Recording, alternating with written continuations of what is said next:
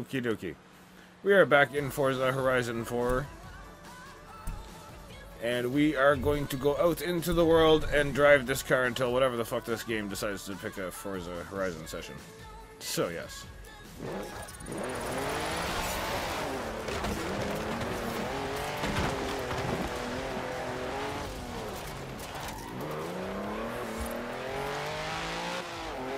Look, got a wheel spin. Oh, well, it's gone.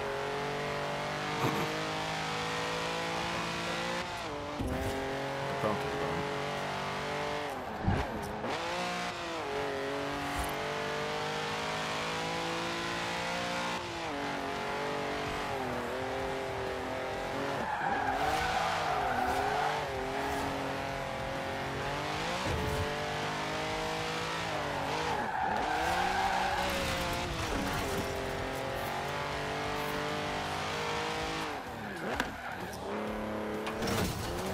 That's a big rock, I didn't see that. Okay, well. I'll go and find the closest race to here.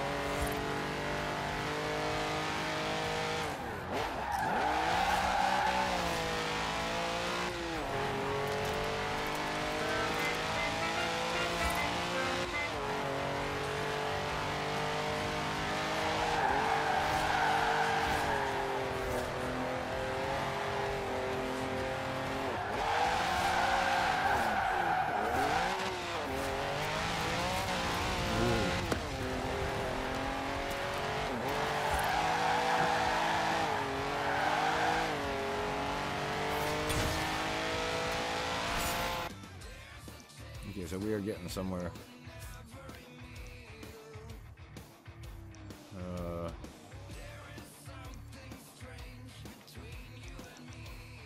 Where's that fall doodle?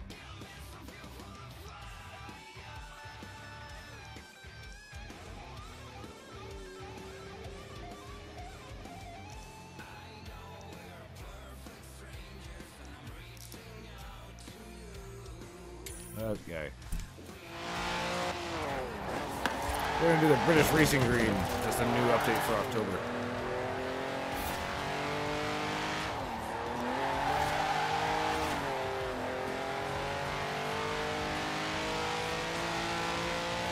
I believe that we race with cars from Britain in this, I would think. I'll just click on this. But, whoopsie doodle. Yeah, thank you, Faust. Appreciate it. Oh, don't appreciate you, Truce. Fuck you. Okay, there we go. Firewood for all.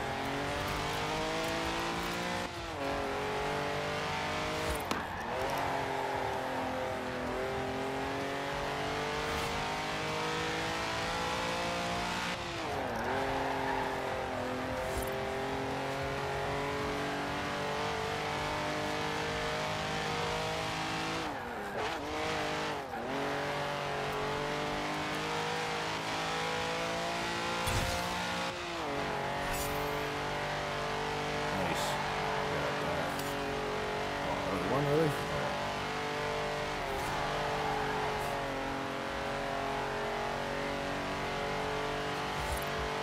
In 400 meters, turn left.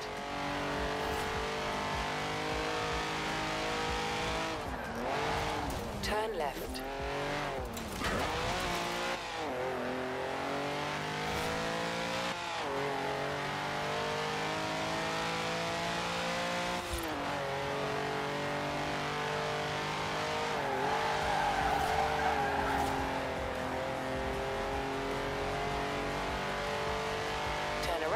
Oh, safe to do so. Fuck you.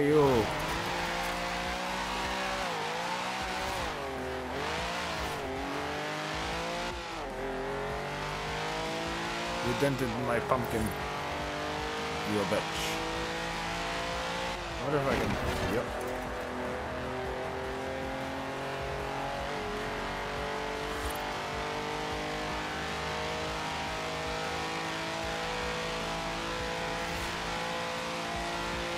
roundabout.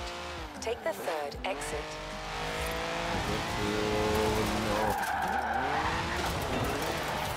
Save me, fence. Yes.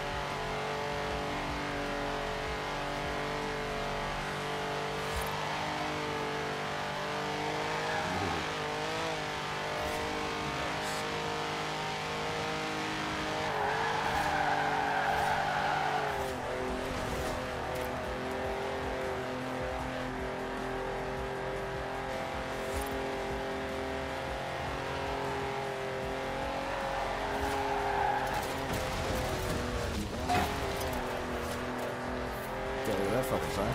And nobody will know where they're going. Exactly as I planned.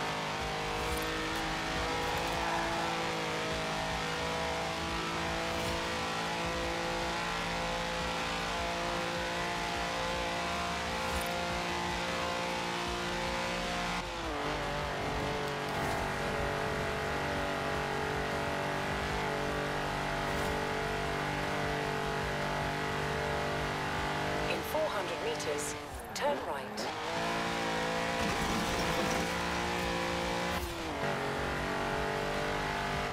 Turn right.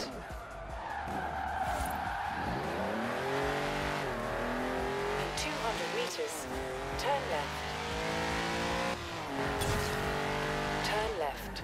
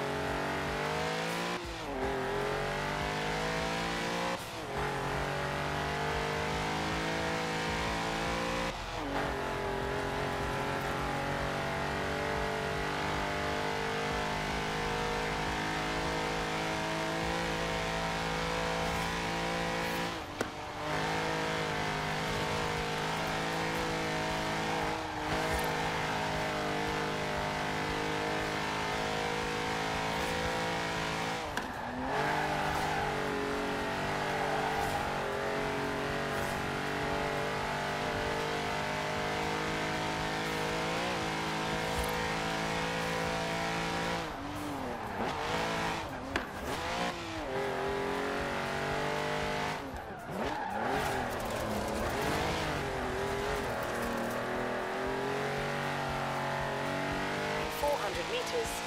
Turn left. Okie dokie, lady.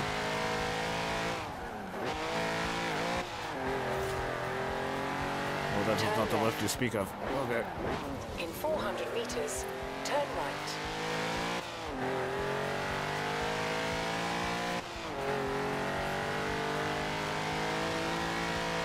Turn right.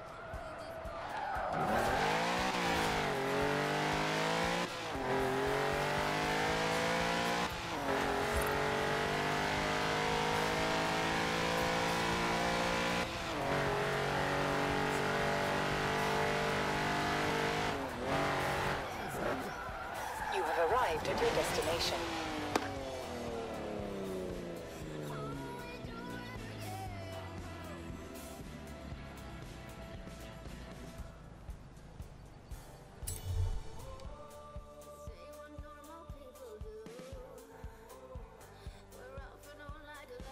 Okie dokie.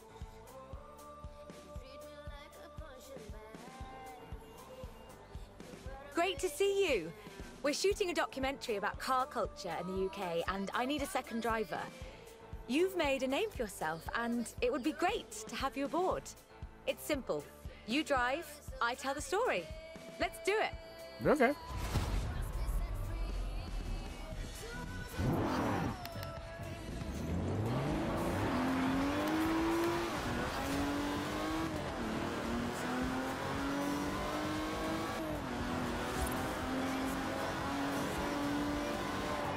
From Aston Martin to McLaren and Bentley, Great Britain is home to over a century of automotive excellence. I'm Rebecca Dawson. Welcome to British Racing Green, a documentary celebrating that history. The Aston Martin DB5 Vantage was the quintessential Grand Tourer of the 1960s, combining British engineering and Italian design. So I'll just shut up then? Is it, yeah? Okay, I'm here too, right?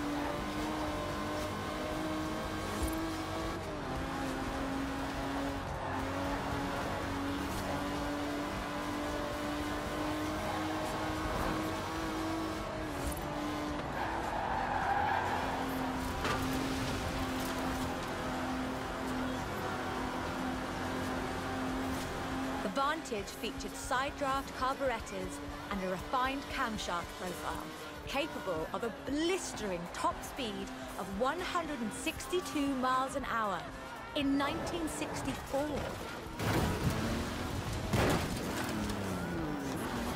Oh god. I'm fucked. I'm fucked, I'm fucked, I'm fucked, I'm fucked, I'm fucked, I'm fucked. No, I'm fucked. You're right, not to worry. Reset and let's try another take. Fuck my life! The clean lines of Goddamn Superleggera's trees. bodywork, reclining seats, and Oh, wool shut carpets up. created a car that was luxurious as well as fast. G-Bus. The seats were so comfortable. James Bond theme. No, it's more like a documentary theme play. It's like da-na-na-na, da-na-na. Welcome, by the way. I hope you can hear the music and everything, okay? Not that it matters, because this bitch is gonna talk over everything, so. From Aston Martin Yup. to McLaren and Bentley, Great Britain is home to over a century of automotive excellence. I'm Rebecca Dawson. Welcome to British Racing Green, a documentary celebrating that history. The Aston Martin DB5 Vantage was the quintessential Grand Tourer of the 1960s, combining British engineering and Italian design.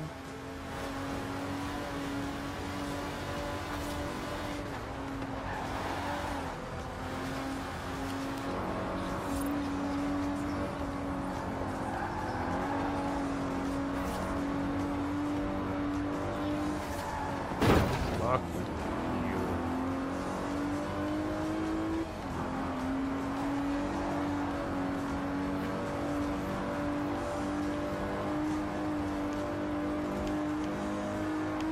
The Vantage featured side-draft carburetors and a refined camshaft profile, capable of a blistering top speed of 162 miles an hour in 1964.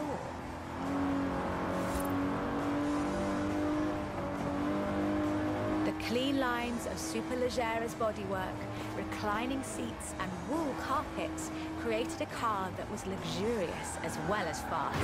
Fuck off. There you go. Where are all these assholes on my road?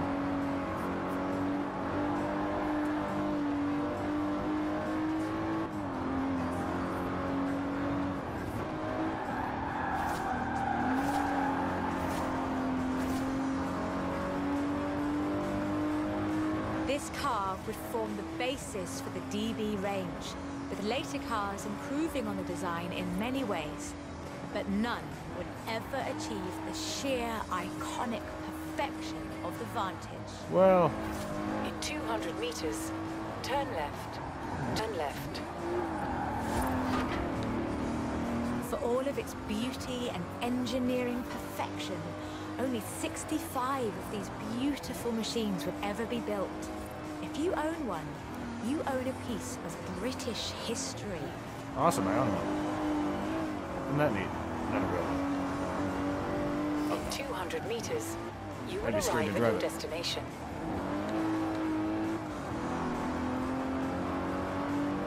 The silver DB5 would be immortalized in half a century of cinema. The classic Aston Martin. There we go. Got it. Alright, so that was annoying. But in 2016, a new DB I have was one of those unveiled, too. heralding the dawn of Aston Martin's second century. The DB11 is the first production turbocharged Aston Martin.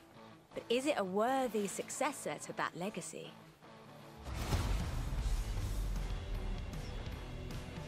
The short answer is yes. It's bold, responsive, and agile. It's perhaps the best GT chassis in the world. And listen to it.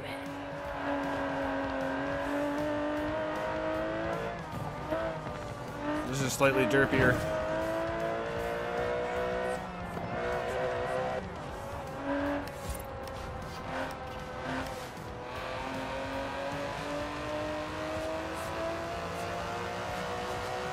Able to hit 60 miles an hour in 3.5 seconds. Yeah, I noticed. The DB11's 5.2-litre twin-turbo V12 boasts a top speed of over 200 miles an hour.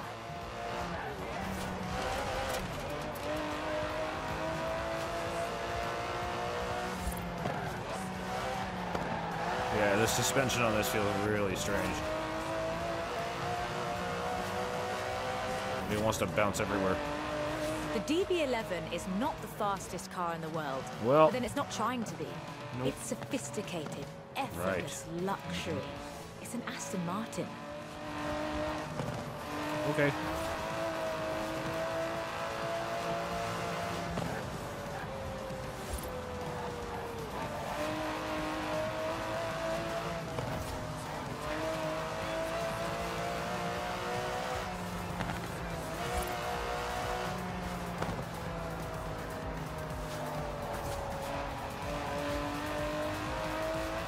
The DB11's front strakes channel air to create a virtual spoiler, providing downforce without compromising the car's clean lines. Brilliant.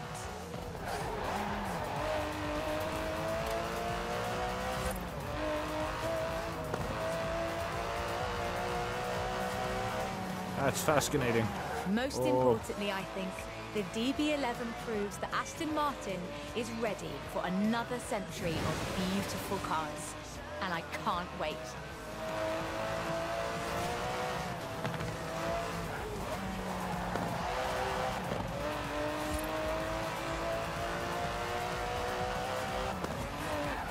Beautiful as they are, Aston Martins are only one of many cars made in the United Kingdom. Let's see what else is out there. Yes!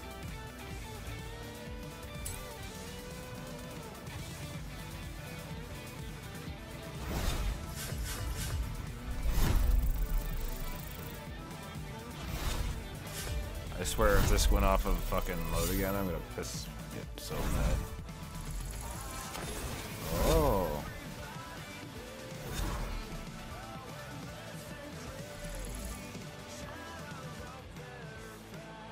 Okay, because that's not on what I think it should be on. And people have seen I've turned it on already before.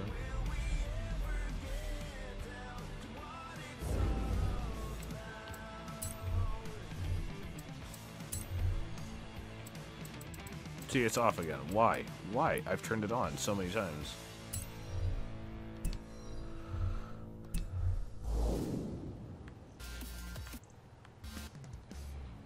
Thank you. Jesus.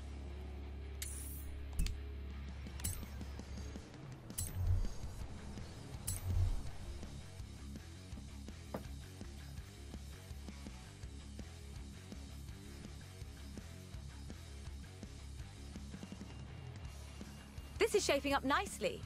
Time for a change of pace, though. Yes. At least at first. The next segment is about Land Rover, and we'll be starting out with the Type 3. I like this. This truck is full.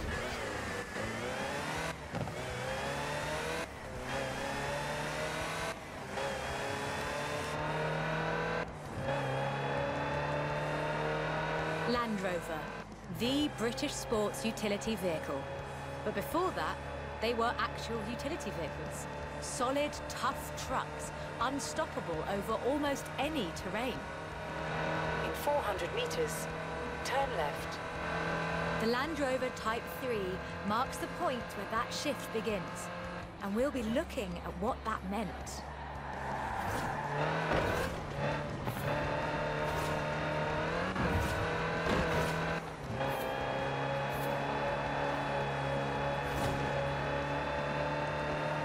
Ain't no thing for a Land Rover, ready to go over everything.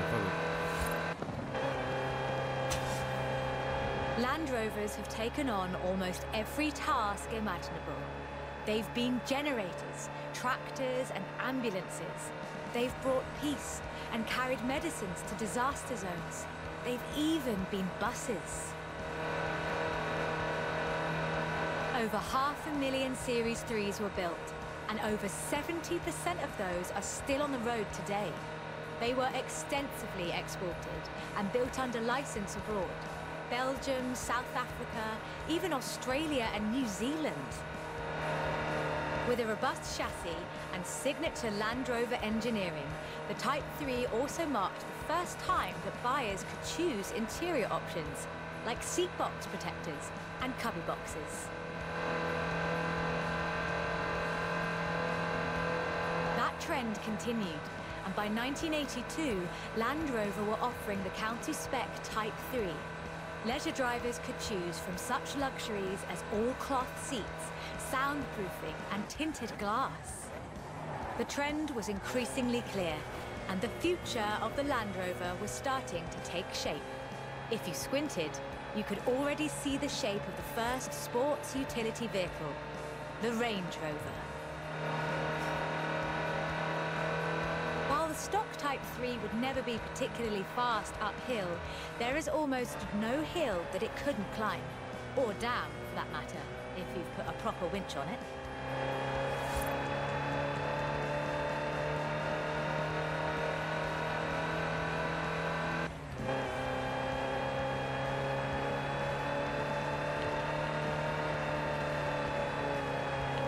In 1978, a Series 3 was custom built for Her Majesty Queen Elizabeth II.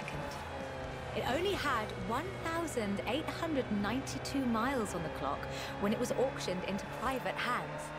And it was in perfect condition. It would be. After all, she trained as a mechanic in the 1940s and will likely remain the only royal able to strip and rebuild an engine.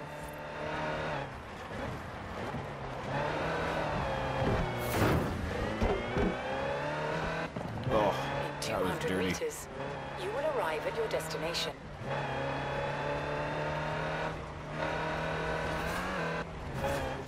Along with the Range Rover, others would follow.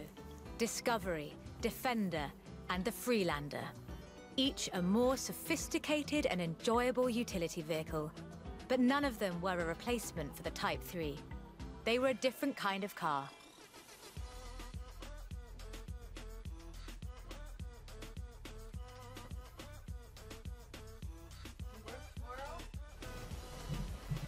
The Type 3 was arguably the first sports utility vehicle, an evolution of the design that would lead ultimately to this. The Bowler Nemesis, an off-road racing vehicle that turned into a production SUV, the Nemesis EXR. I don't think I have one of you. Yo, is this the... I don't know if this is the thing that I have. It sports a turbocharged 5-litre Land Rover Jaguar engine, crammed into a carbon fibre chassis with integral roll cage. It even has the grille, headlights and rear lights from a Range Rover.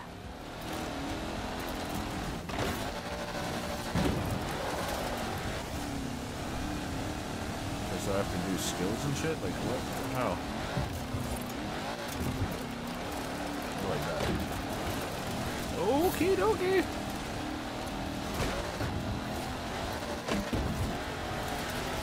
Okay, so I gotta do like drifts and shit.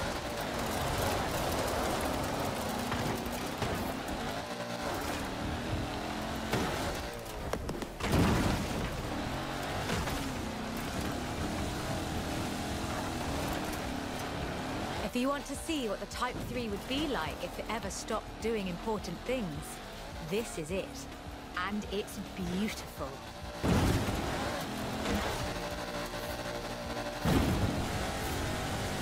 There you go. That's better. Oh, don't fuck me. There you go. Oh, we beat the skills target already.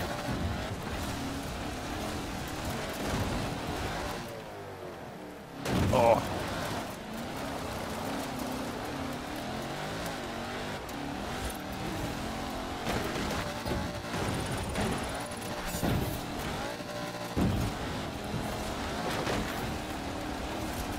Oh, that's a tower. Okay.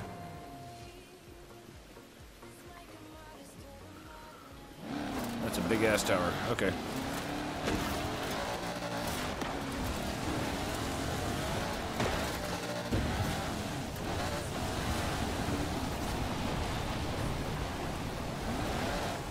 This is an all-terrain supercar. That's the only fair description for this. But that's what you get when you build an SUV with Land Rover DNA. Okay, fine, whatever. I get 1 star. Why?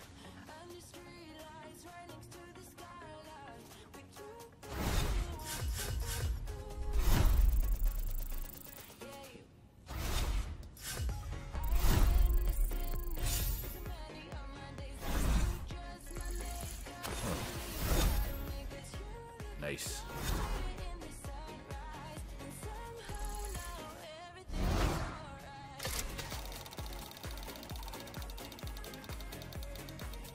What are we going to get? Oh, yippee.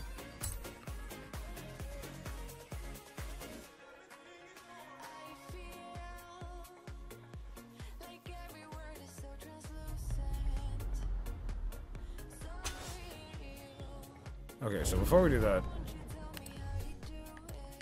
let's do this.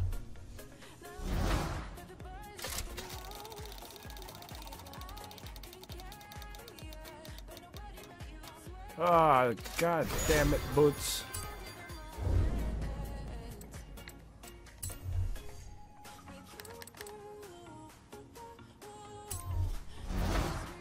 Ooh, nice. Yes. VIP wheel spins coming in clutch. Yes. Come on. Gimme, gimme, gimme, gimme, gimme. Yes. Nah. Yeah, alright.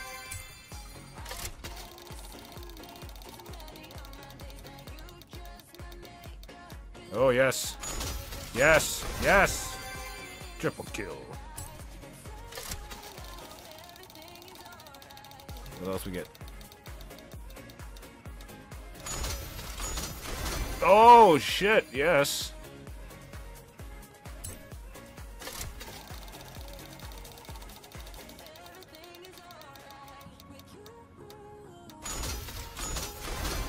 I'll take the golden cowboy hat. I will take the golden cowboy hat.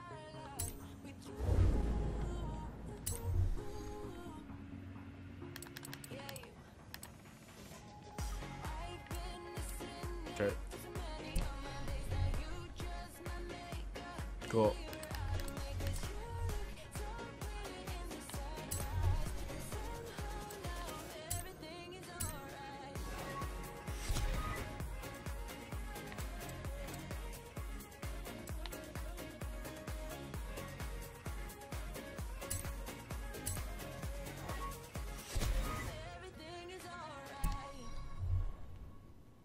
Okay. So we take that, and then we go continue. There we go. Alright.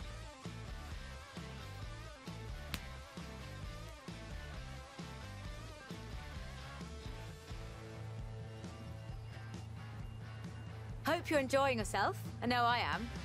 It's great to be able to just focus on telling the story while someone else handles the driving for once. Let's get to the next one. This time, it's Lotus. Okay.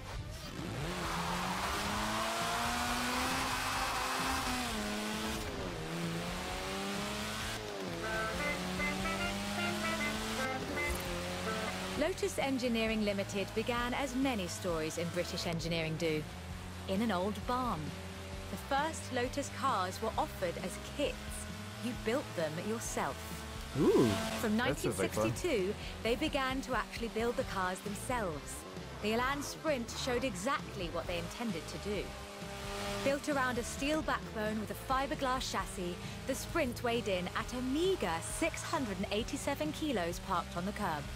On the road, this translated into brilliant agility and fantastic performance.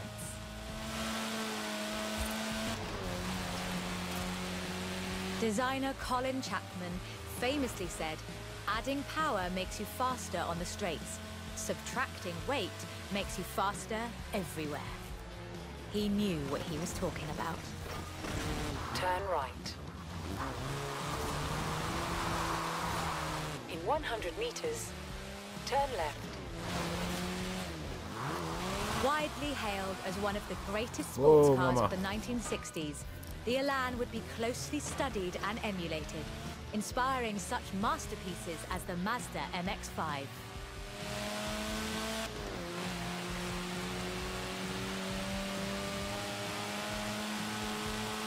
The Elan has all the energy, style, and enthusiasm you would expect. Bold, quick, and fun. So much so that they put it in the name.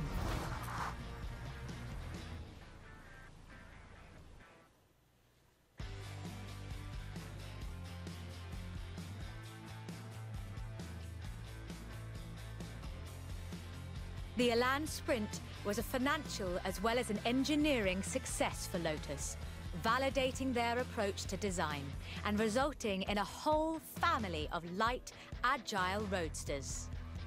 Which brings us to this, the Lotus Exige. It's heavier than the Elan, admittedly, but it's faster. Much, much faster. Cool. Touch the pedal, the Exige responds with instant, relentless acceleration, as you'd expect.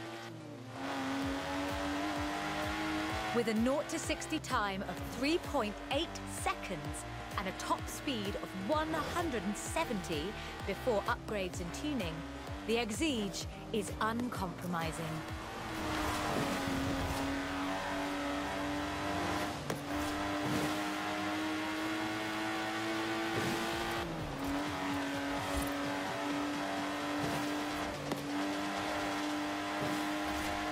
And there's no power steering, so you can really feel the road. A genuinely thrilling drive, and one that isn't afraid to demand you take it seriously. In 400 meters, turn left. Turn left.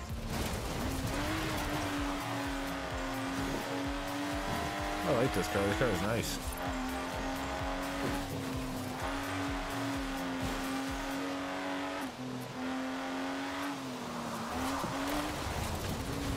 Until I fuck it up. But yeah, I mean, I like it.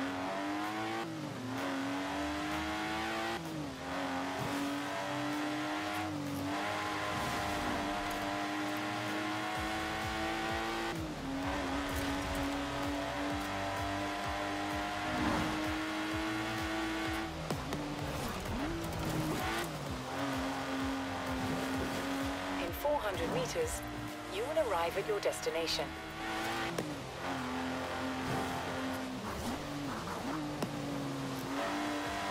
And with rumoured launches of 2 new cars in 2020, Lotus looks set to push the benchmark of the experienced sports car well into the next century.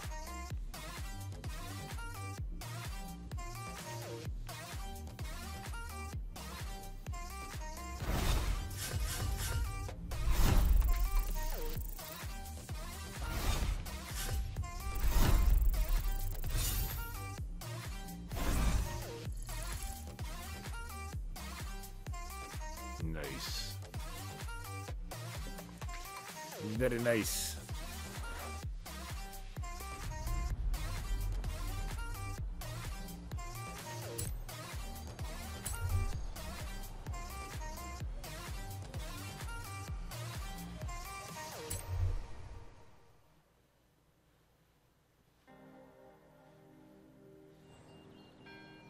Done much rallying? That's a joke. We've all seen what you've been up to. We're doing the next bit on location. You look so You'll happy to see why me. when you get there.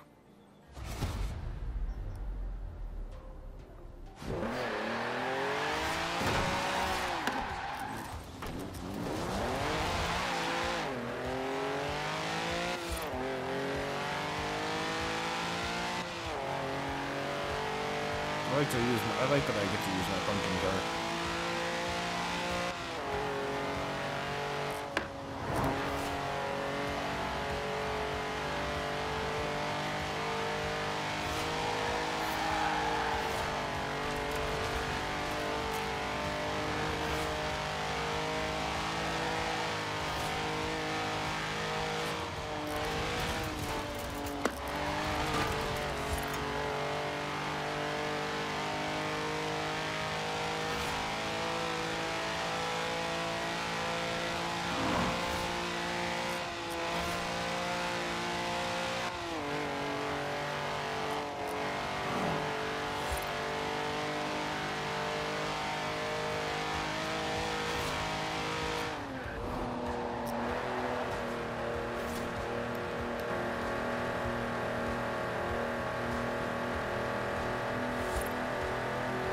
In 400 meters, you will arrive at your destination.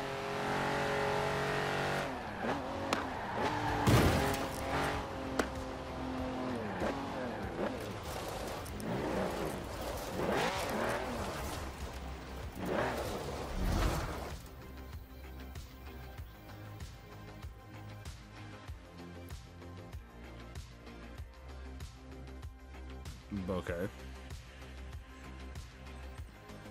Ford, that most American of cars. But the Ford Escort, oh, that's British. And more than that, the Escort would become for many synonymous with Group B. In the 70s, Ford had embraced that destiny so firmly that they'd begun their own championships to find new drivers. Drivers for cars like the RS 1800. Okay. I like this.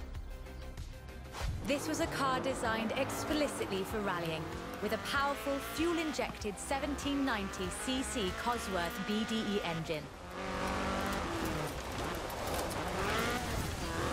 I'm on the road, bitch. There's dirt. What more do you want?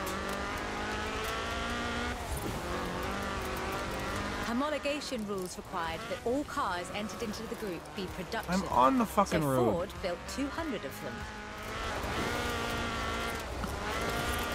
Which I'm on the road. Okay, that's ridiculous. Come on. The RS 1800 raced to victory after victory across the rallying world, on almost every continent and across every terrain type imaginable. This car was basically unbeatable. The RS 1800 brought home 17 World Rally Championship victories for Ford.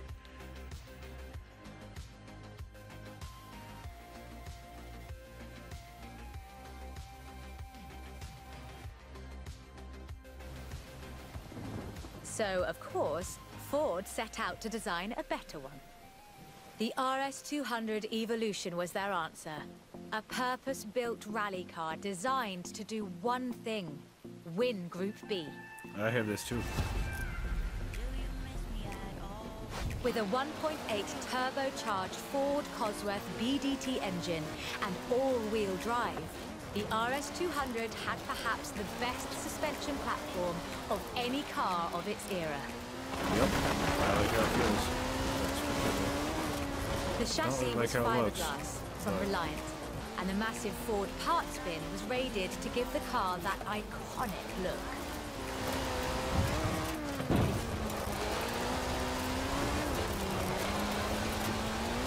But while the car had potential, turbo lag at low RPM and a poor power-to-weight ratio meant that it never placed better than third.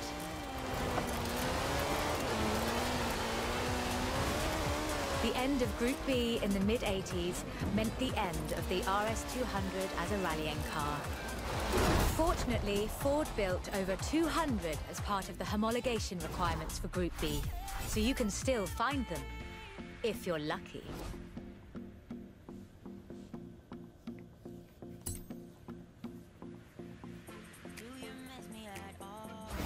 There you go. Nice.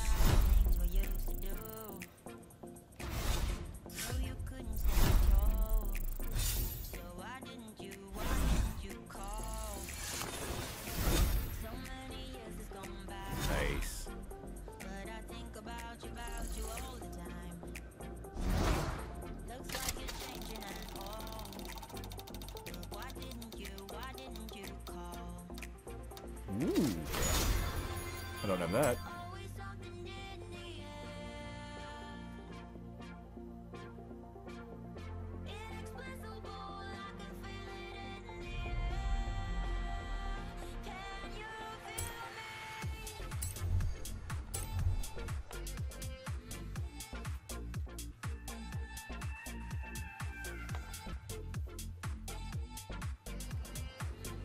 Oh, You know, no, I not really this like fucking this thing. car. Not that I'd want to drive it for too long. Nope. Squeeze yourself in there and let's see just how fast you can make it go. Which won't be too fast. But hey, I could be surprised. It's a dirt mobile. The Peel P50 has the dubious honor of being the smallest production car in the world. A one-door microcar coupe.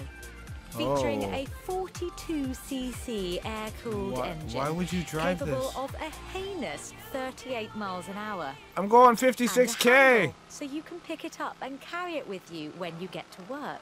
Wait, what? And keep in mind that this is the production version. The prototype had the single wheel at the front. Why would you think that was a good idea? Why would you drive this? Why would you drive this? A speed trap? Fuck yes. Oh, bomb! In 2010, though, production restarted at Sutton in Ashfield. So, if you'd like to own the modern incarnation of this, I suppose you can. Why?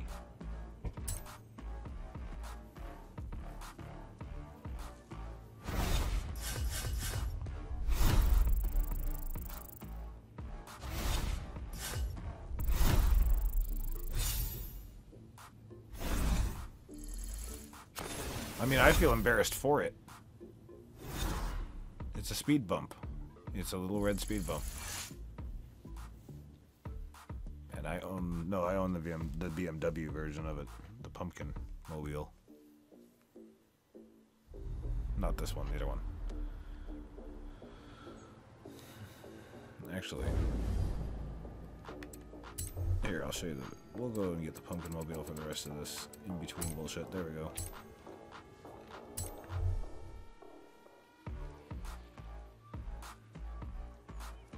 There we go.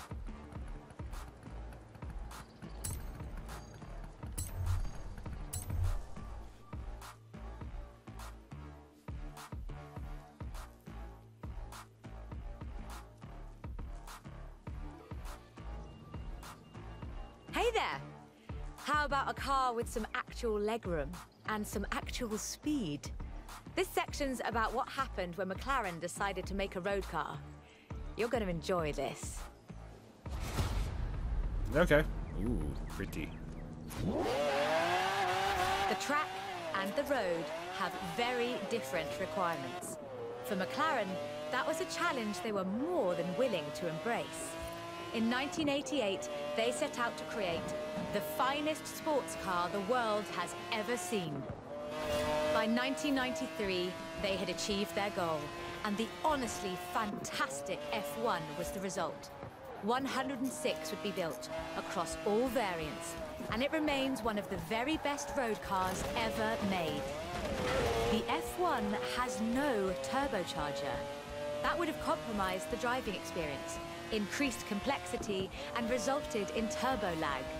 The F1 is a naturally aspirated supercar, one of the fastest in the world, in fact. Everything about this car is innovative. From the carbon fiber monocoque to the central driver position. McLaren threw the book away when they designed the F1. Then they wrote a better one. The F1's monocoque chassis is incredibly lightweight, only 100 kilos all told, which posed a significant challenge because carbon fiber and fiberglass aren't great insulators. So, McLaren lined the entire engine compartment with gold.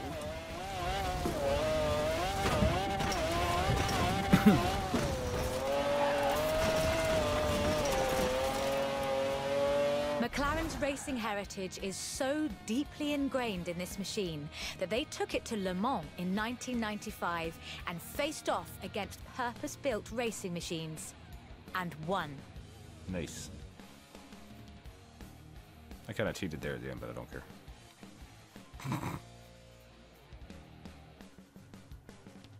So, with something like the F1 to live up to, where do you go next? Well, you throw the book away again and write an even better one. The result is the McLaren P1, a hybrid electric sports car that stands head and shoulders above the F1. The P1 GTR will hit 60 miles an hour in 2.4 seconds. That's 0.7 seconds faster than the F1. That's an eternity for a supercar.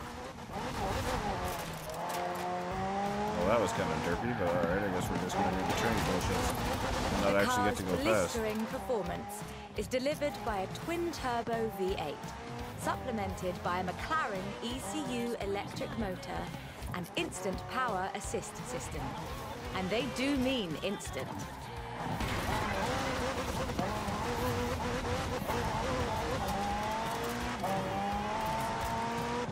Yeah.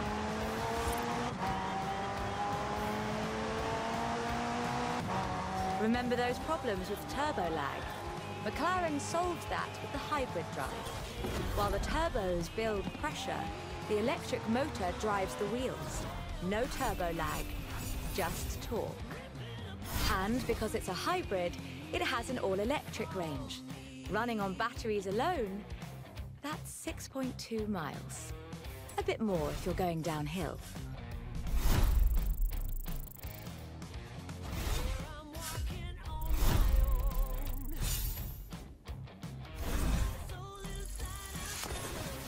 Boom.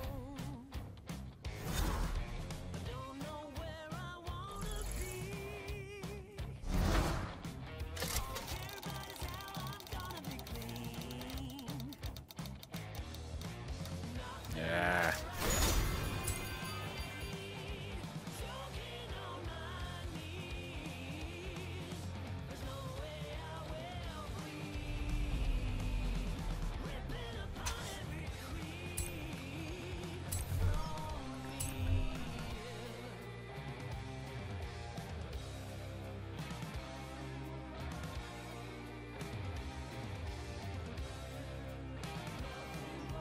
I quite like sleeper cars. Did Alex ever tell you the story of what we got up to in Colorado? There was this sleeper car competition, you see. Let's just say no one was ready for the sunbeam.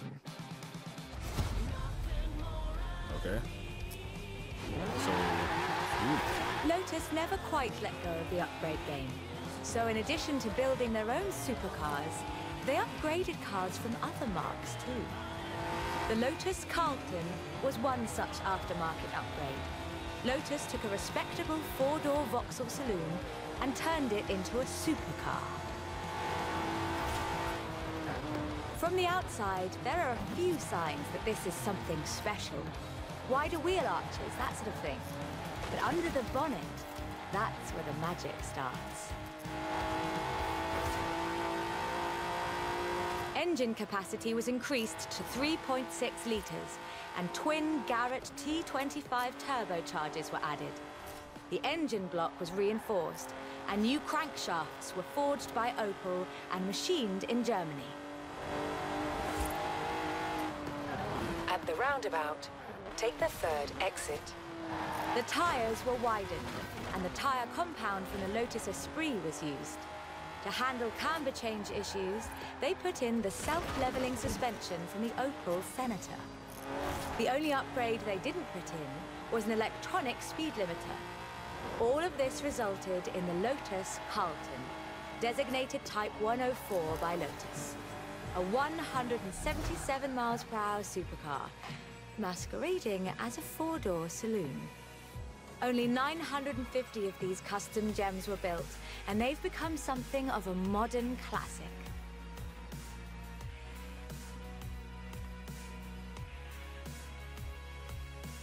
nice. That was easy sauce. The Lotus Carlton was an example of how to turn a saloon into a supercar.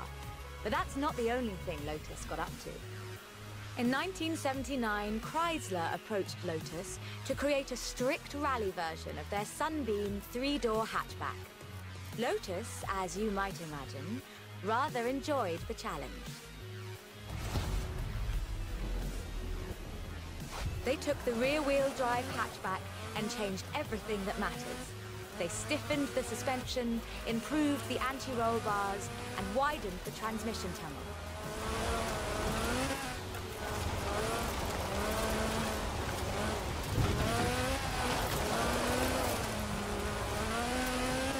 Performance was increased by fitting a 2.2-litre version of the Lotus 911 slant 4-cylinder engine, resulting in an impressive 250 brake horsepower, up from a meager 105 on the original.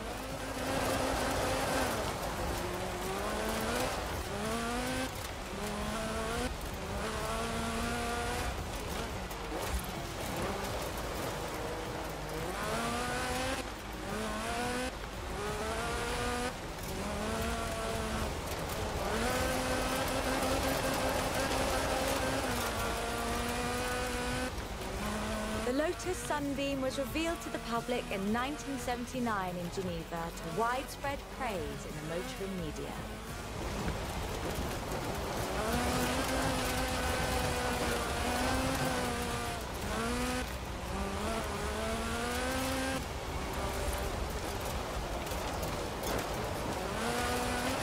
There you go. That's better. I like that. Good job, car.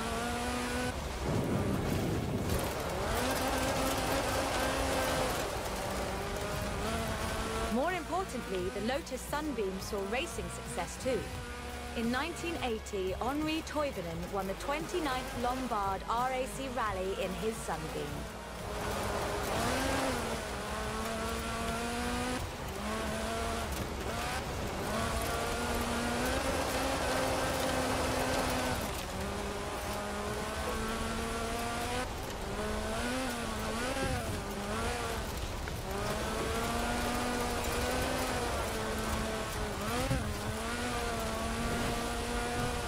Makes you wonder if Lotus should do more conversion.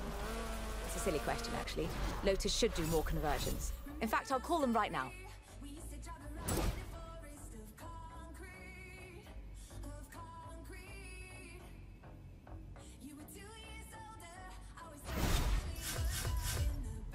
There you go.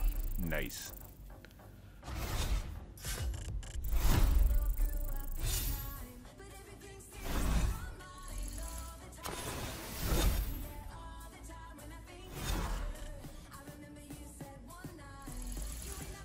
Ooh, a jacket.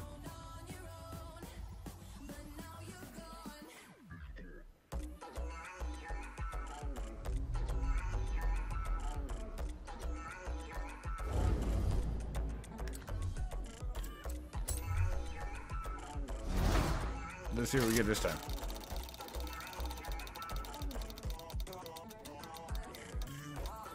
Meh, don't have it.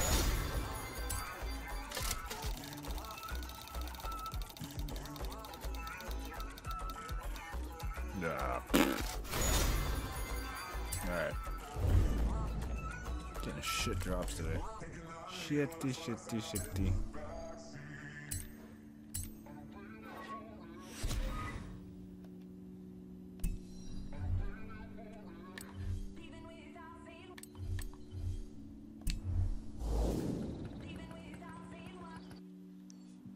Okay.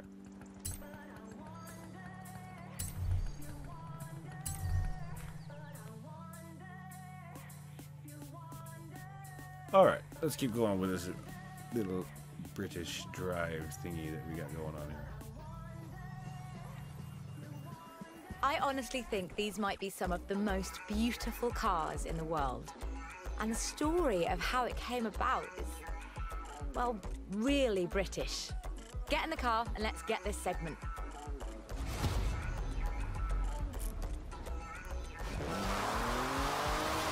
Jaguar is a bit of a favourite of mine. The company is almost 100 years old and was originally founded to build sidecars for motorcycles. But this is the car that really set the bar, I think. The 1961 E-Type. When he saw it, Enzo Ferrari called it the most beautiful car in the world. High praise indeed. He wasn't alone in his admiration. Accolades have followed this car ever since. It's been in movies, comics, games, and TV shows. Unlike some later cars in the marque, it wasn't just looks though. The E-Type was light and fast. It would do 153 miles an hour and stopped on innovative four-wheel brakes that were better than anything Ferrari or Porsche or even Mercedes-Benz had.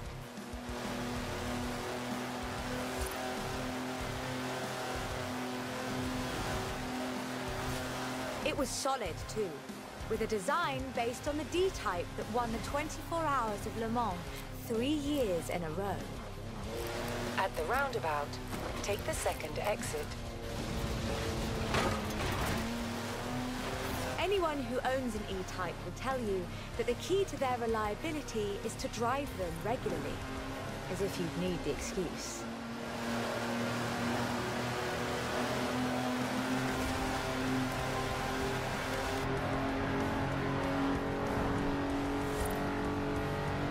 About 2,500 were built, and they're a common sight at auto shows, and surprisingly reasonably priced.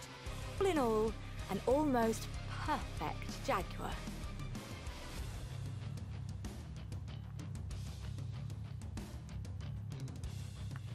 I liked it. It was fast. Not really great steering, though. The E-Type was the successor to the Le Mans winning D-Type. But what would that look like if Jaguar designed it today? In 2013, Jaguar answered that question with the F-Type Project 7, a spiritual successor to the E-Type, and designed from the ground up to be the purest, most enjoyable Jaguar yet. The car's heritage is proudly displayed in the gorgeous D-Type curves and the distinctive aero hunch behind the driving position. But like the E-Type, it's not just a pretty place. Are you serious right now? Turn around. That's it is safe to do so. That's fine, I guess.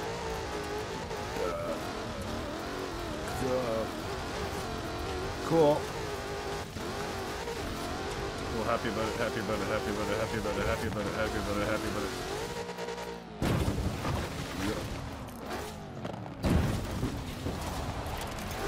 Powered by a 5-litre V8 supercharged engine. Ow! With a fully aluminium body, it's blisteringly fast, with a 0 to 60 speed of 3.8 seconds and a top speed of 186 miles an hour.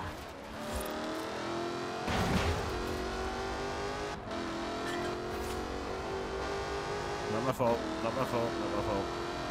Those guys were pricks. A car as beautiful as this must surely have been a carefully authored design. Actually, it started as a sketch by designer César Pierri, thrown together one Friday in his free time.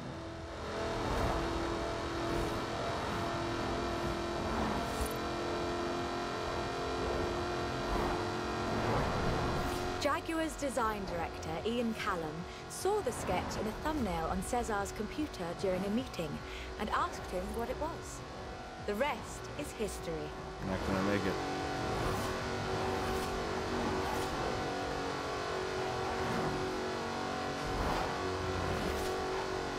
"250 Project 7s were built, as both a successor to the E-Type and as a celebration of Jaguar's victories at Le Mans. Fuck.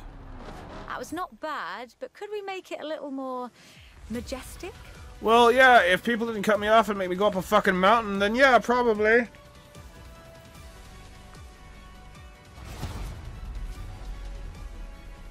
Jesus. The car's heritage is proudly displayed in the gorgeous D-Type curves and the distinctive aero hunch behind the driving position. But like the E-Type, it's not just a pretty face.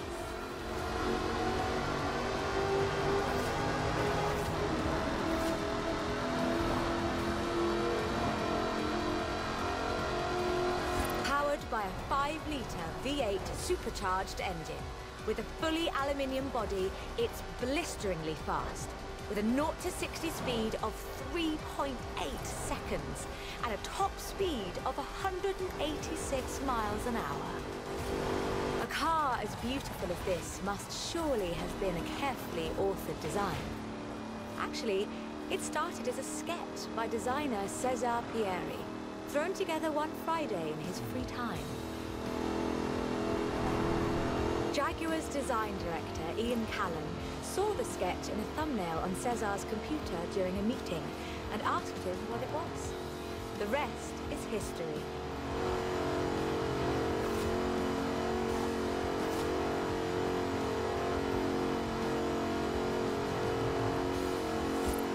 "250 Project 7s were built, as both a successor to the E-Type and as a celebration of Jaguar's victories at Le Mans. Turn around when it is safe to do so.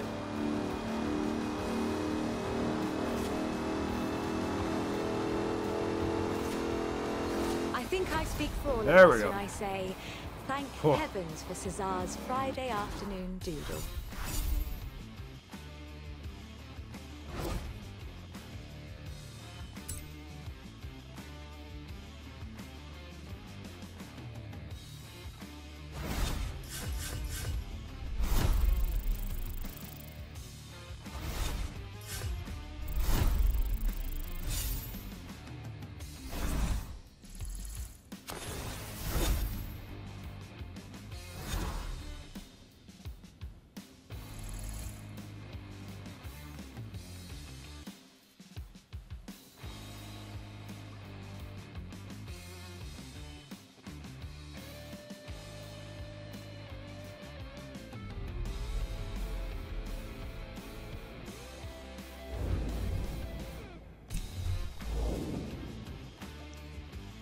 Okay.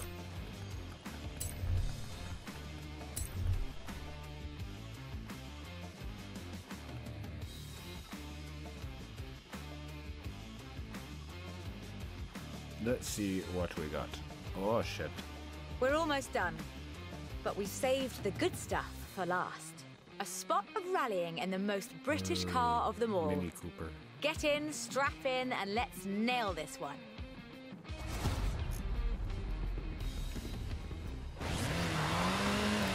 There is one car built in Great Britain that is, quite fairly, considered one of the most influential cars of the century. It's a surprisingly spacious little city car with a side-mounted engine. It's an icon of popular culture. It's been built on every continent where there's a car factory. It's the Mini. The Mini Cooper S was built to be a performance machine with deeper engines, twin carburetors, and front disc brakes. This scrappy little machine would go on to achieve more than 30 racing victories in the 1960s and 1970s. A Mini Cooper S flying number 37 placed first at the 1964 Monte Carlo Rally. Driven by Paddy Hopkirk and Henry Liddon, this was the last time an all-British crew would win the event. But not the last time a Mini would. At Monte Carlo in 1966, Minis took the first, second, and third positions. They were all disqualified because they had dimming headlamps, not because they were winning everything in sight. In 1999, the Car of the Century Award was presented to the most influential car of the 20th century. The Mini came second. It was beaten by the Model T Ford. That's fair, I suppose. 5.3 million Minis would be sold, making it the most popular British car.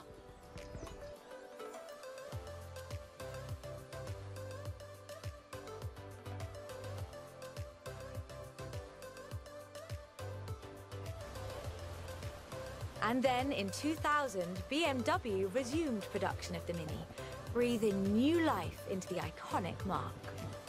If the Mini of the 1960s had its sights set on the roads of Monte Carlo, the X-rayed Countryman has its eyes on something a little tougher.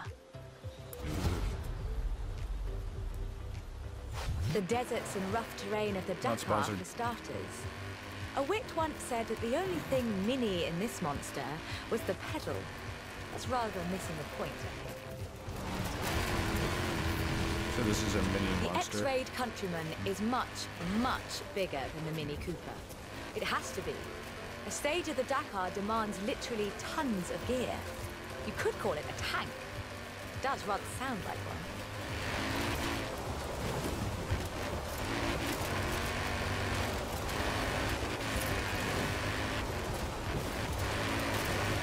When Mini's X-Rayed division set out to build this thing, they had one goal in mind: winning the Dakar. And they did, every year, from 2012 to 2015.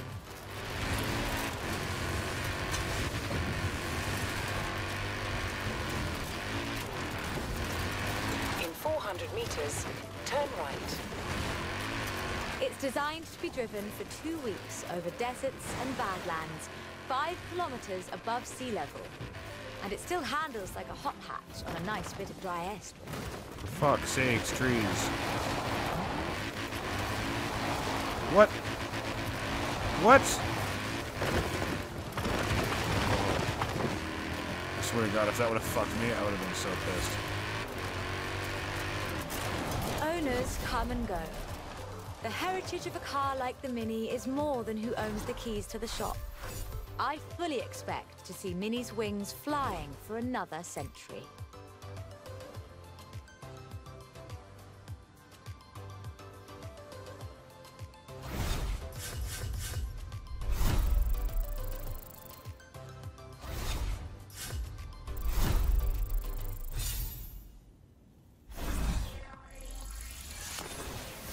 $110, baby. Yes. Happy birthday.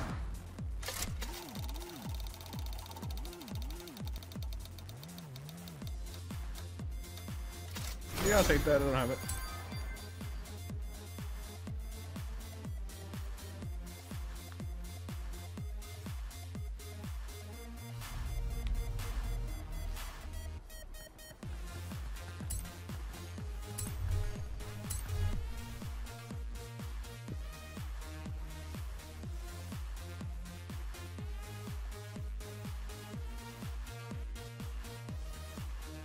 This is quite the story.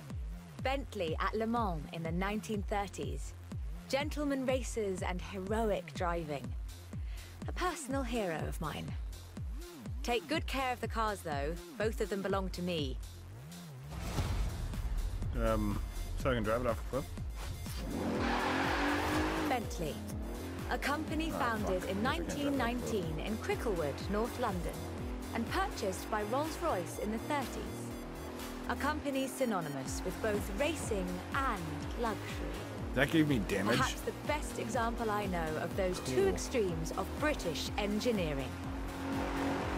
For almost a century, every Bentley was hand-built to exacting standards. So at the beginning of the 21st century, when Bentley revealed their first mass-produced car, there were a great many questions. The car was the Continental GT, an elegant grand tourer that combined a racetrack pedigree with exquisite style and all the power you could need.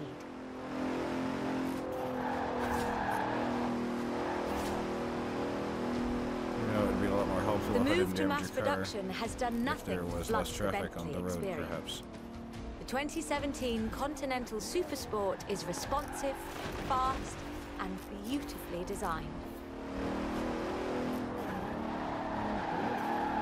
Oh, no.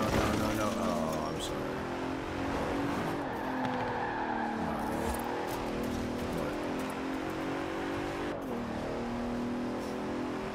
What? It brings together all-wheel drive, carbon fiber bonnet sides and side skirts to create the most powerful, performance-focused car the company has ever built.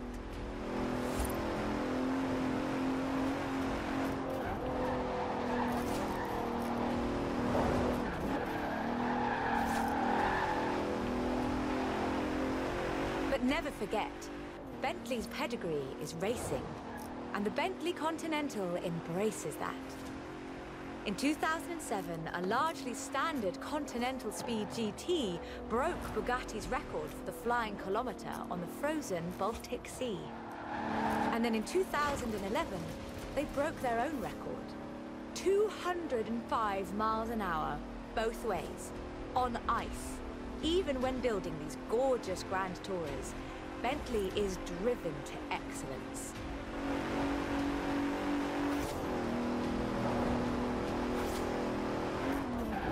Of course, it would be a gigantic fucking turn there.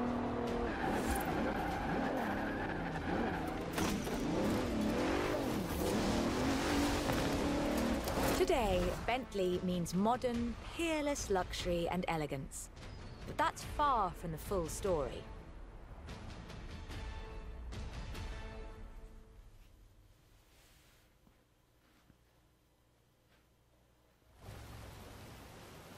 A century ago, Bentley meant something else entirely.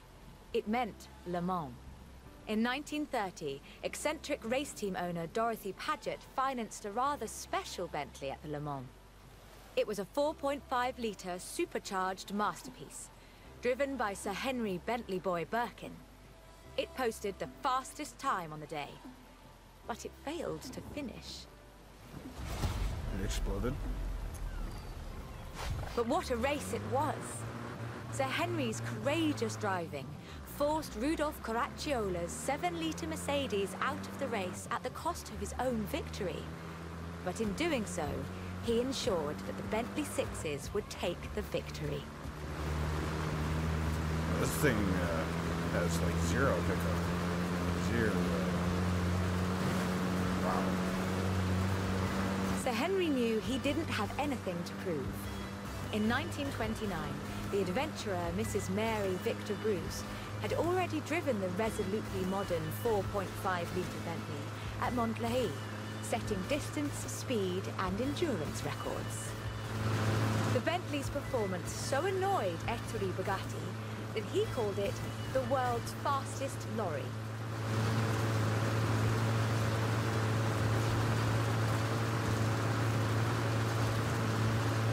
And when the blower finally went on auction in 2012, it fetched more than enough to get yourself a Veyron and a racing truck.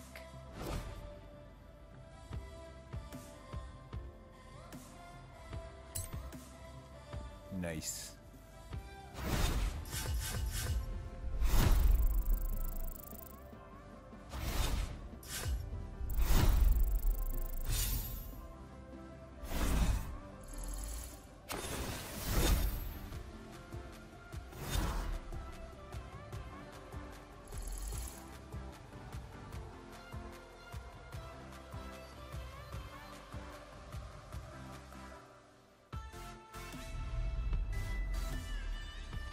Like I told them, can't make a film about car culture around here without you in it, can they? I'll let you know if they need you back.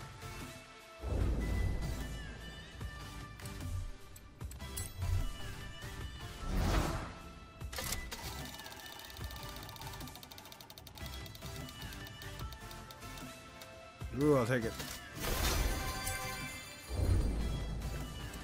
Nice.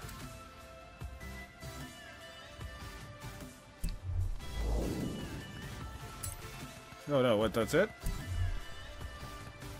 Replay. Oh, we finished it! Ew! Fun! Alright, well. I will leave this here then, I guess. But I will tell you, since tomorrow is Halloween, I will be playing a game that I said that I would never play another one like it, because it scares the absolute piss out of me. So we'll be doing that at some point tomorrow. Probably in the evening when it's all dark and spooky out. So yeah, if you're not tired and over chocolate drunk, then be sure to stop by for that. I'm thinking probably starts around 6 p.m. And that's Eastern Standard Time. So we want to come check that out. That'll be pretty neat. I'm not going to tell you what it is, but you know, that's part of the secrets.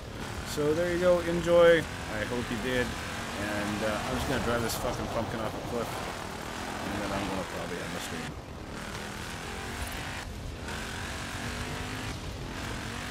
Where the fuck is the nearest tree? There.